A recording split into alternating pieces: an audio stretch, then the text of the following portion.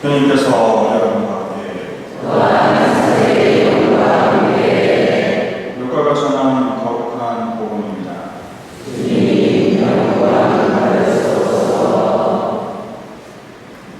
그때 예수님께서 모든 사람에게 말씀하셨다. 누구든지 내 뒤를 따라 오려면 자신을 버리고 날마다 제 십자가를 지고 나를 따라야 한다. 정녕 자기 목숨을 구하려는 사람은 목숨을 잃을 것이고 나 때문에 자기 목숨을 잃는 그 사람은 목숨을 구할 것이다. 사람이 온 세상을 얻고 자기 자신을 잃거나 해치게 되면 무슨 소용이 있느냐. 누구든지 나와 내 말을 부끄럽게 여기면 사람의 아들도 자기의 영광과 아버지와 거룩한 천사들의 영광에 쌓여 올 때 그를 부끄럽게 여길 것이다. 주님의 말씀입니다.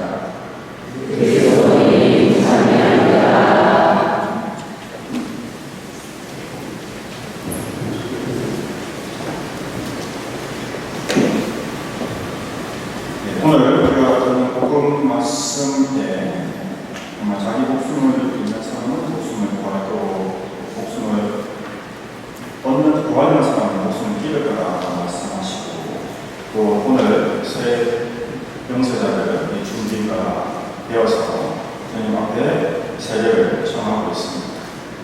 우리가 가지고 있는 모습, 우리가 가지고 있는 하나님의 모습, 우리 안에 담겨있는 하나님의 모습을 우리는 하나님의 오상이라고 합니다. 그걸 어떻게 조금 더 우리 마음에 설명할 수 있을까라고 고민하다가 한 가지 생각한 게 돈이 있습니다. 이게 이제 5만 원이라는 가치를 가지고 있습니다. 그러니까 인간에 있는 그 가치죠. 그러면 이 돈을 이렇게 구겨요. 자, 그러면 이거는 이제 더 이상 5만 원의 가치가 없나요? 네? 아니, 있죠. 있습니다. 여전히 똑같은 가치를 가지고 있습니다. 그럼 얘를 이렇게 해서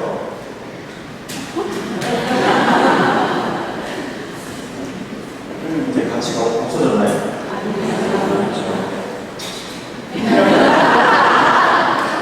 자, 이래도 가치가 없어졌나요? 그대로 있습니다. 그런데 자, 이렇게 하면 그렇죠. 자, 그렇습니다.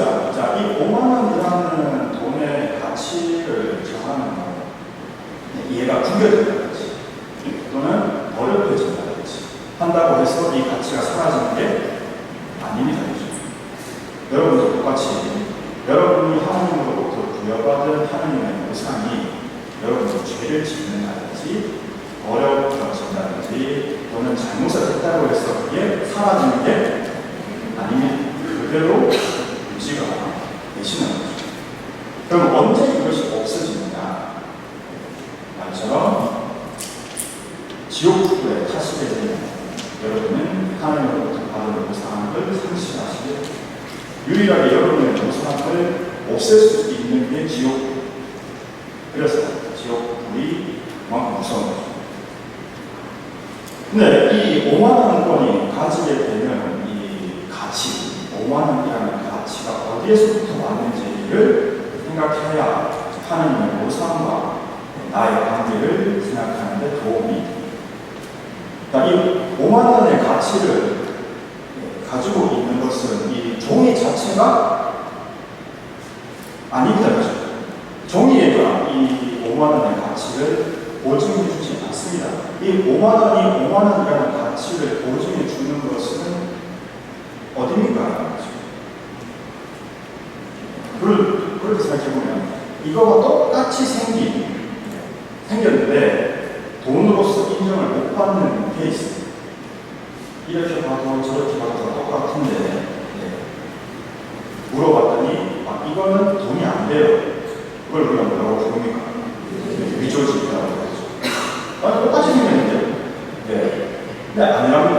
자, 즉 무슨 말인가 하면 이 5만 원 지폐가 또는 지폐가 그 지폐로서의 가치를 지니는 것은 한국은행, 대한민국이 그 가치를 인정해주고 부여해주기 때문에 가치를 지니는 거예요. 그렇죠? 자, 그런데 만일 가끔 우리가 뉴스나 이런 데서 외국의 일을 보시겠지만 그 나라가 파산이 나거나 부도가 나면 이 지폐의 가치가 어떻게 돼요? 없어지죠. 그래서 가끔 보면 차에 이만큼씩 미역칼에 이만큼씩 돈을 어마어마하게 싣고 가서 물건을 사야 되는 그런 인플레이션 상황을 보시게 돼요. 말 그대로 더 이상 그 돈의 가치를 국가가 보증해주지 못하니까 돈의 가치가 없어지는 거죠. 이처럼 이 돈이라는 것, 즉 하나님의 보상이라고 하는 것은 내가 받았기 때문에 유지되는 게 아닙니다. 하나님께서 나의 가치, 즉 나의 의미, 나의 보상을 하나님께서 보증해 주시고 하나님께서 유지해 주시기 때문에 그것이 인정된다는 거죠. 그걸 어떻게 보면 우리는 하나님과 관계를 맺고 있기 때문에 우리는 가치를 지닌다라고 말할 수 있습니다. 그러니까 여러분이 여러분의 가치를 어떤 것에 맡기게 됩니까? 라는 질문도 듭니다. 나의 가치는 돈에, 나의 가치는 명예에, 나의 가치는 권력에, 아니면 나의 가치는 영원한 것입니다. 여러분이 여러분의 가치를 어느 것에 관계에 맺느냐에 따라서 여러분의 가치 유통기한이 정해진다. 당연히 영원하신 분과의 관계를 유지하시고 하나님으로부터 받은 보상이 주님으로부터 왔다, 하나님으로부터 왔다라는 것을 내가 기억하고 그것을 마음에 새겨야 여러분은 하나님과의 관계를 더 깊이 만들 수 있게, 즉 순교자들은 자신에게 있어서 가장 소중하다고 할 수 있는 목숨을 바치는 것입니다. 나는 이 목숨보다 더 중요한 가치, 이 목숨보다 더 중요한 관계, 하나님과의 관계를 저는 더욱 강력하게 깊게 고백합니다 라고 하신 분들을 우리는 순교자라고 합니다. 순교자들이 가졌던 생명을 생각해 주십시오. 생명이란 과연 무엇입니까? 육신이 가졌던 생명, 영혼이 가진 생명, 또는 우리가 흔히 말하는 뭔지 잘 모르고 어렴풋이는 알 것 같지만 뭔지 정확하게는 모르는 영원한 생명, 이것이 과연 무엇일까? 세례 받으시는 분들이 영원한 생명의 약속을 받는다고 우리가 표현을 하는데 그 영원한 생명이 과연 뭘까요? 영원한 생명을 어떻게 얻을 수 있는가? 여러분이 지금 이 숨 쉬고 있는 또 심장이 뛰고 있는 이것을 생명이라고 생각하시면 정말 짧습니다. 정말 요만한 거죠. 하지만 우리의 생명은 그것보다 훨씬 더 높고 훨씬 더 길다는 것을 우리는 이미 인식하고 있습니다. 어떻게 하느냐? 인간이 영원히 살 수 있는 방법을 고민을 하고 그것을 터득했는데 중간에 사는 이야기가 대단히 아니고 첫 번째가 후손을 가지고 후손을 가지면 내가 그 후손으로부터 대대로 나의 생명, 내 기억이 유지될 수가 있죠. 당연히 내 자녀들은 나를 기억해주고 손자들도 나를 기억해주고 운이 좋으면 증손자까지도 나를 기억해주겠죠. 그러면 나의 생명은 증손자 때까지도 유지된다고 말할 수 있습니다. 하지만 한 120년, 150년 정도가 되면 기억에서 잊혀지기 시작하죠. 그래서 인간은 그것보다 좀 더 오래 갈 수 있는 방법이 없을까 고민하게 되고, 그래서 자선을 남기는 것보다는 더 오래 갈 수 있는 방법은 이름을 남기시는 위대한 업적을 이루신 분, 대표적으로 이순신 장군, 태종대왕, 아니면 서양에서 보면은 알렉산더 아버지, 더 옛날 위인들을 생각해 보시면 벌써 몇백 년 또는 몇천 년의 생명을 유지하고 계시는 거죠. 우리는 어떻습니까? 우리는 그런 이름에 달려있거나 후손에 달려있는 생명이 아니라 어떤 영원하신 하느님과의 관계를 맺었기 때문에 우리는 영원한 생명을 유지할 수 있는 어떤 관계, 그냥 일반적인 관계도 아니죠. 바로 영원하신 하느님과 사랑의 관계, 부모, 자식의 관계. 이 부모와 자식의 관계로 우리를 하나님과 맺어주신 분이 누구시냐를 생각해보면 그분이 바로 예수 그리스도시다. 예수님께서 이 세상에 오신 이유는 우리가 생명이신 하나님을 배신하고 그분을 거부했기 때문에 생명을 잃게 됐습니다. 그래서 죽게 됩니다. 그래서 다시 우리한테 생명을 찾아주셔야 되는데 그냥 처음에 잃었던 걸 그냥 다시 주시려니까 뭔가 없어 보이잖아요. 내가 그래도 명색이, 네? 명색이 신인데, 명색이 구세주인데 예전에 잃었던 걸 그냥 그대로 다시 돌려주기에는 뭔가 좀 능력 부족인 것 같고 아쉽죠. 그래서 한 단계도 높은 차원으로 업그레이드해서 우리에게 그 생명을 돌려주십니다. 따라서 하나님 백성으로서, 하나님의 피조물로서, 하나님의 창조물로서 가지고 있던 생명을 우리가 잃었는데 그거를 더 높은 차원으로 끌어올려서 하나님을 우리의 아버지로 우리가 하나님의 자녀가 될 수 있는 자격까지 우리를 끌어올려서 생명을 다시 주셨습니다. 그게 예수님이 우리한테 주신 소문입니다. 그게 우리의 구원이었습니다.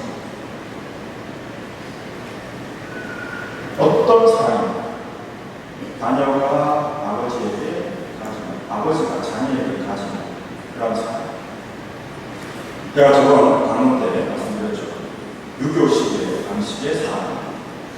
우리는 동아시아에 있기 때문에 유교의 영향을 받지 않을 수가 없고, 따라서 어떠한 단어를 이해할 때 유교나 불교의 바탕으로 단어를 이해한다고 말씀드렸습니다. 그래서 이 사랑이라는 단어를 이해할 때도 가톨릭적인 그리스도교적인 사랑이라기보다는 유교적인 예절, 예의, 보도라는 개념을 유교식으로 이해하기 쉽다라고 말씀드렸습니다. 그래서 그런 유교식의 사랑이 아니라 그리스도식의 사랑, 즉 아가페, 부모와 자식에게 가지는 무조건적인 사랑, 그것이 하나님과 우리가 맺고 싶어 하시는 하나님의 사랑입니다. 따라서 우리가 하나님의 모성을 받는다. 이 집회의 가치를 유지하는 것이 그 집회와 대한민국이라는 나라의 관계에서부터 비롯되듯이 여러분의 가치도 여러분과 하나님과의 관계에서 유지되고 강화되고 더욱 새로워집니다. 그러면 이 생명을 더 강하게, 이 관계를 더 강하게 할 수 있는 힘은 어디에서부터 오는가? 그건 여러분이 가족과의 관계 또는 부부 사이의 관계를 어떻게 하면 더 강하게 유대할 수 있게 만들어 왔냐는 걸 유추해 보시면 알 수 있습니다. 가족이 가족으로서 더 끈끈해지는 것은 추억을 더 많이 쌓고 함께 기억할 것들이 더 많을 때 그 관계가 더 깊어져요. 따라서 여러분께서 하나님과의 관계를 더 깊게 만드시고 싶다면 하나님과의 추억을, 하나님과의 기억을 더 많고 더 강하게 만드십니다. 하나님과의 관계가 더 강화되고 더 깊어지게 됩니다. 따라서 이렇게 이 사회에 오셔서 주님과의 추억, 주님과의 기억을 만드시는 거죠. 또 성지순례를 가신다든지 아니면 어떤 특별한 지향을 갖고 오랫동안 하나의 지향을 위해서 기도를 하신다든지 이러한 일들이 내가 하나님과의 추억, 하나님과의 기억을 더 강화시키고 깊게 만드는 큰 역할을 하게 되는 겁니다. 따라서 예수님께서 우리를 초대하시면서 자, 너희가 하나님의 자녀다 라고 하는 것은 너희와 하나님의 관계가 이만큼 더 깊고 진해져요. 그래서 오늘 이 자리에 와서 주님으로부터 세례를 청하는 현재 장로님들은 바로 새로운 관계, 하나님의 자녀가 되는 특별한 관계가 된다는 것을 고백하고 그것을 받았다는 것을 같은 하나님의 자녀들인 우리 앞에서 고백하고 축복받고 유역하기 위해서 이 자리에 오십니다.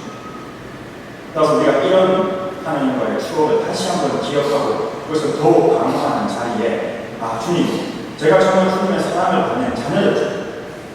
주님, 정말 당신께서 우리에게 지금도 이렇게 큰 은총과 사랑을 풀어주고 계시죠. 그걸 다시 한번 상기시키고 우리 마음 안에 강하게 부여해서 하나님과의 관계를 더 깊고 진하게 마음 안에 새겨 보시기를 기도드립니다.